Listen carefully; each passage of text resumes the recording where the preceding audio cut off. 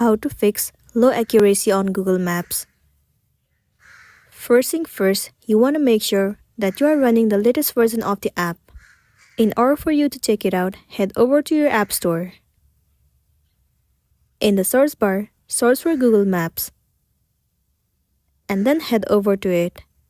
Right here instead of open, if you see the option of update, then your application is not up to date, and it might be the reason that you are having the issue. If that's the case, simply tap on update and update your app.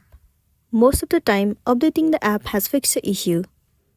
Once done, now the next thing you want to do is head over to the settings of your device. Move into General. Head over to iPhone Storage. In this page, you have to search for the application Google Map, and then head over to it. Now tap on Offload App, and then once again click on Offload App. It means clearing the cache and the storage of the application. It will remove all of the unwanted bugs and make your application run smoothly. It might also fix the issue that you have been facing. But if you're still having the issue, then what you can try doing is uninstall the application and then reinstall it.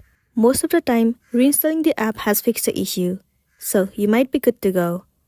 So that's all for today, and this is simply how you can fix low accuracy on Google Map. Make sure to smash the like button and consider subscribing if you found this video helpful.